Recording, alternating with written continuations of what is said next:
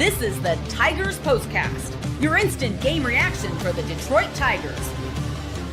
Part of the Locked On Podcast Network. Your team every day. Finally, that nightmare comes to an end, so I don't have to watch the Tigers pitching staff walk another White Sox hitter. Welcome into a live Locked On Tigers postcast. Tigers lose to the Chicago White Sox 9-6, the final in this one. They actually had some chances because the offense wasn't half bad. We'll break it all down, and as always, thanks for making this your post-game destination. It's the Locked On Tigers postcast, free and available wherever you get your podcasts, and of course on YouTube, all part of the Locked On Podcast Network, your team each and every day, and we thank you for choosing us. We know you got a lot of choices out there, but hey, if you haven't yet, make sure you like and subscribe. And like I said, we'll get into it because the pitching is still tough to watch. The bullpen's really bad. And by the way, the Tigers offense had more opportunity to score than just the 6 runs, but at the same time, the offense did their job. And let's go ahead and see if the Tigers can win a series tomorrow. We'll look ahead to that as well. Your comments are always welcome. Thanks for staying up late for us, and dial it in on the comment section. We'd love to hear from you. Maybe you're at the game. And once again, we've got a lot to talk about. As always, we'll have our turning point, talking point, and our biggest player of the game. So come along and let's get through this together because, again, tonight was tough to watch at times. And I think we have to start with the number of batters this Tigers pitching staff walked. I mean, it was walk after walk after walk. And we'll start with the starter, Jack Flaherty, who was actually relatively good up until that 5th inning. And the 5th inning, things just unraveled, single after single after single after single. It was death by 1,000 paper cuts. It was tough to watch. And for Flaherty, you're just waiting for him to start to put together solid start after solid start after solid start, and it's just not going to happen this year. With the loss, he's now 6-12. He goes 4 1/3, gives up the 8 hits, and all 5 of the runs earned runs. He struck out 6. And Flaherty is so frustrating to watch because he's so good until he's not. And unravel is just the term I keep going back to because that's what seems to happen from him time after time after time. And let's go ahead and make this our biggest talking point because it is the biggest talking point when you look at this loss that the Tigers fall to the Chicago White Sox. This is what you'll be talking about.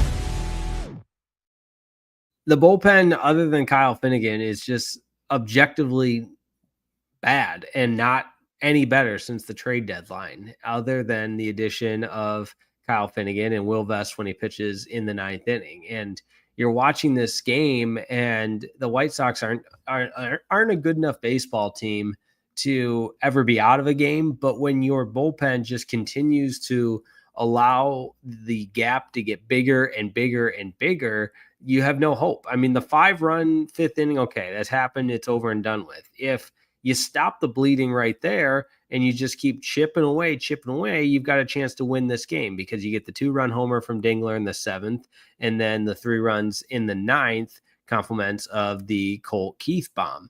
And so it's frustrating from a perspective of what have we said, what the Achilles heel of this team is over and over again. And I get yelled at for saying how often I say this bullpen, you can't win with this bullpen and how weak they are. And tonight was an example of if the Tigers stop the bleeding and the bullpen doesn't just continue to allow free passes, allow the White Sox to lengthen the lead, then maybe we're looking at a different outcome. And I know that's a jump, and you're going to lose a lot of games in which your starter gives up 5 earned runs in 4 2/3. That's just the fact of the matter. I understand all that. However, if you're looking at a first place team like the Detroit Tigers, who the Cleveland Guardians won tonight, by the way, so that lead down to 5.5. If you're looking at how and where to point their flaws out, it's not that hard. It's the bullpen and a struggling bullpen with no signs of getting any better. And,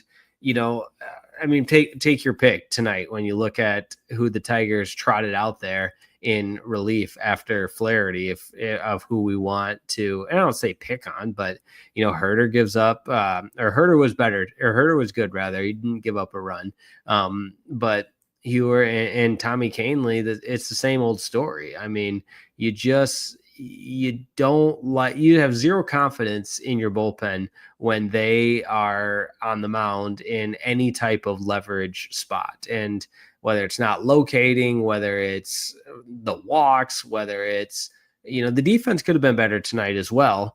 I don't want to blame that fifth inning all on the defense, but it was, again, death by 1,000 paper cuts because it was blue pits. The first one, Torres misjudges it.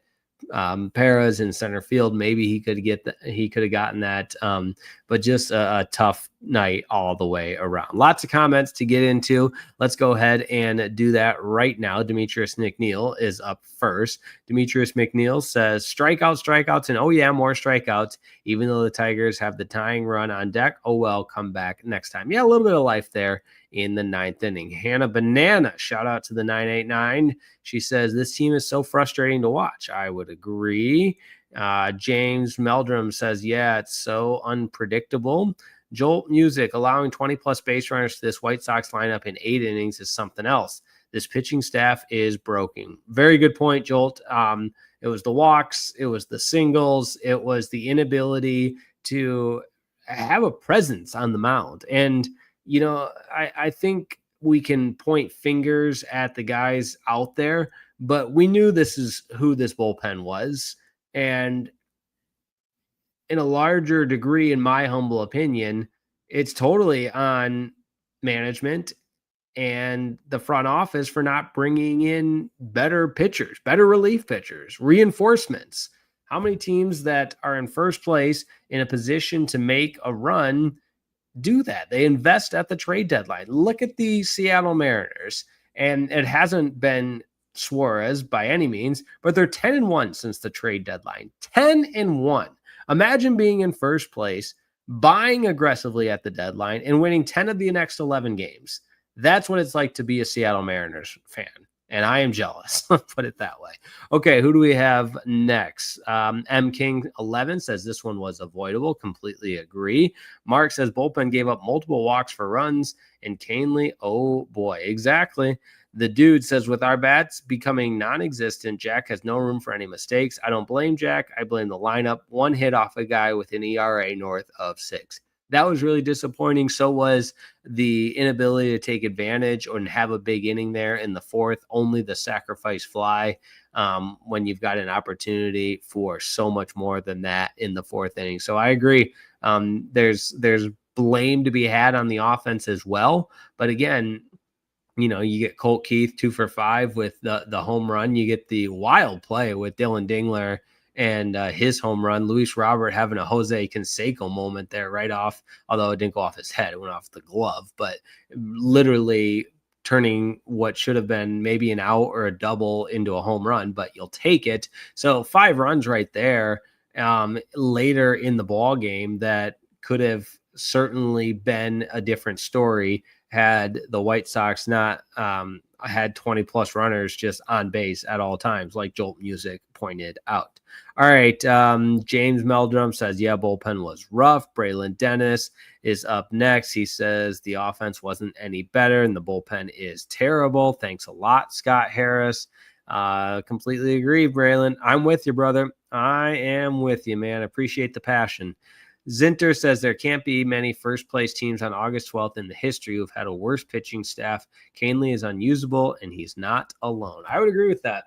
It's almost like this team could be a case study of what a hot start and first team to 60 wins. And I know we joke about that, but other than that, I mean, you're going to look back at this season. At least I feel like we're going to look back at this season and just wonder how did we get to being in first place yet have so many flaws, so many holes, and then just choose not to address them. It is brutal. Mark says we cannot start Flaherty in a playoff game if we make the playoffs. Yeah, I don't know if we even have to worry about that considering the pace that this is going with Cleveland winning again tonight. But let's keep the lights on here. We'll wrap it up with our turning point and our player of the game. But first, a word on Locked On Tigers postcast. Don't go anywhere. Back in a moment. This episode of the Locked On Tigers Postcast is brought to you by Open Phone. If you're running a business, you know that every missed call is money left on the table. Think about the last time you had a service emergency, like a burst pipe. If the first plumber didn't answer, did you wait? No, you sure didn't. You called the next one. That's why having a reliable business line is so important, and that's why you need Open Phone. Open Phone is the #1 business phone system that helps you streamline and scale customer communication, all from an app on your phone.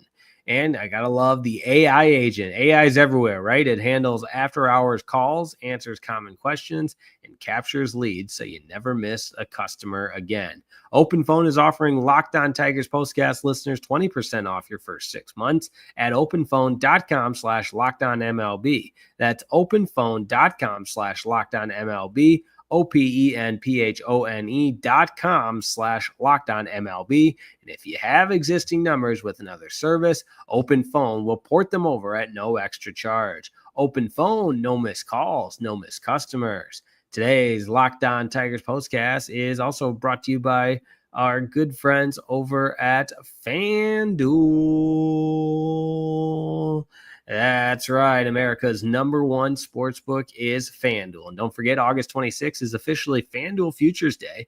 It's a brand new holiday for football fans who live for bold predictions and preseason hunches. For just 24 hours, FanDuel is giving you deals on NFL season predictions. So whether you're calling your MVP, eyeing a long shot division winner, or ready to crown your Super Bowl champ before week 1 even kicks off, this is your moment. So take a flyer on the MVP race. Don't go with Josh Allen. That's the favorite. Pick somebody else. Crown your champion in August. If you're like me, you believe the Lions can really do it this year. Or parlay your division winner dark horses. Visit the FanDuel app today and start planning your futures bets now. Futures bets. Because futures... Let me try that again. Sorry, folks. Because Futures Day is one day and one day only. FanDuel, play your game. We do it live. We do it live. Today's episode of the Locked On Tigers Postcast is also brought to you by our good friends at Game Day Hue. Game Day Hue makes clean, no logo gear with team-inspired colorways for every pro and college fan base, and I got mine right here. It's all about letting your colors speak for you. No giant logos, just smart, versatile style that works on game day, on the course, or anywhere in between. I love rocking it on the course. I get a compliment every time. It's subtle, stylish, and you can still rep your team with the team colors. I've worn mine to tailgates, tee times, and just out running errands, and I always get a compliment. And oh yeah, it's not just the hats, my friend. Gotta check this out. It's the split shade glove made for the golf course. That's right. They sent me so much cool stuff, and I've been using this on the course. That's why I'm basically a scratch golfer now. Not actually, but you get the idea. It's the perfect gift for the fan who has everything. Right now, you can get 15% off with code MLB15 at GameDayHue.com. That's GameDayHue.com. The code even stacks on bundle deals. So now's the time to load up. Let your colors talk because colors speak louder than words. That's GameDayHue.com, code MLB15.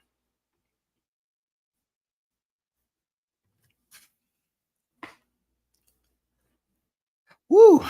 Tigers lose to the Chicago White Sox, all even at 1 game apiece. Rubber match tomorrow. Day game, little afternoon baseball from the south side. Looking forward to that. We'll be on the air immediately after. Not sure who's going to start for the Tigers. It had not been announced last I checked. I will check in just a moment. But right now, it's time for our turning point. Time to reveal where the game was won or lost. It's the turning point.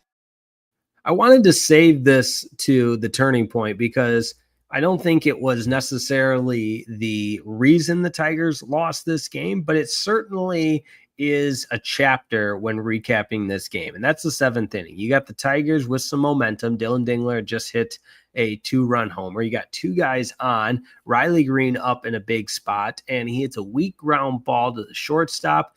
And just by the placement of the ground ball, it seemed like it was going to be an infield hit for Riley. The inning was going to keep going, but Gleyber Torres got caught not making a mad dash to second. I don't want to say he was dogging it. I just don't think he had his head in the game to break down in a sprint to second base because he thought the shortstop was going to throw it to first. Now, there's no excuse for this, and Gleyber would be the first to tell you that, but that allowed the play to be made and the force to be had at second and prevented the inning from going on. Now, I'm not saying the Tigers come back and win this game if the seventh inning doesn't end right there, but you give your team a better chance, and that was an uncharacteristic play where Gleyber Torres was just caught in a situation where he wasn't hustling or he wasn't breaking for second on a dead sprint with 2 outs. And again, it cost the Tigers the rest of that seventh inning because things seemed to be ruined and it felt like they had the White Sox on the rope a little bit. So I thought the game turned there.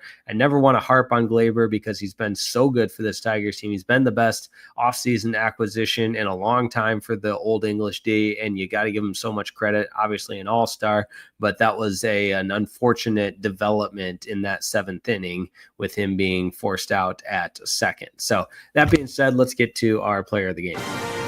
This is the Locked On Player of the Game. Nobody really to hone in on a loss, but Colt Keith with the 3 RBI and the 3-run bomb, 2 more hits for him tonight.